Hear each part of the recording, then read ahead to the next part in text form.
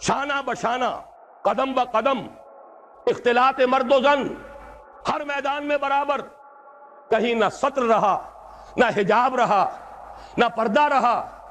میں نے تو پردہ ہندوستان میں دیکھا ہے جا کر، برقعے وہاں دیکھے ہیں، پاکستان میں تو اب برقع دیکھنے میں کہیں نظر نہیں آتا۔ میں نے حیدرآباد دکن میں دیکھا ہے، میرے 3 لیکچر ہوئے تھے حقیقت شرک کے موضوع پر مکہ مسجد میں، جس میں 5000 کے قریب مجھے بتایا گیا خواتین تھیں، 15000 مرد تھے، مسلسل 3 دن۔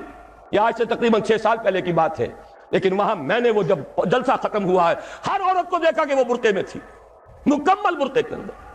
لیکن یہاں تو آپ کراچی میں جا کر دیکھیے، برقع نام کی کوئی شے نہیں، وہ تو آپ یوں سمجھیے کہ وہ معروف نہیں منکر بن گیا ہے، اب اس کے اوپر فکرے چست ہوتے ہیں۔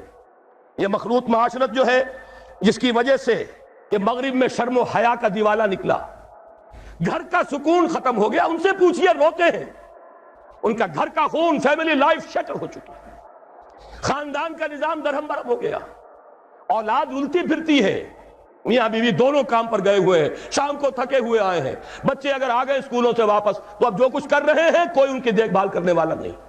جو کچھ کریں گے بچے، وہ ٹین ایجرز ہوں یا ان سے بھی چھوٹے ہوں، جنہوں نے اکثر وقت جو ہے ٹیلی ویژن دیکھ کر گزارا ہو، وہ جو کچھ کریں گے اس کا قیاس آپ کر لیجئے، مجھے یہاں کہنے کی کوئی ضرورت نہیں۔ یہ آخری شے تو وہ ہے کہ جس میں واقعہ یہ ہے کہ انگریز جہاں ہمیں چھوڑ گیا تھا، اس میں ہم نے بہت ترقی کی ہے۔ اب تو ہم کہہ سکتے ہیں کہ ہماری معاشرت بالکل یورپ کے ہم پلہ معاشرت ہو چکی ہے۔ بڑے دقیانوس کچھ گھرانے ہوں گے جن کے ہاں پردہ بھی ہے، شرم و حیا بھی کسی شے کا نام ہے، اور عصمت و عفت بھی کوئی شے ہے۔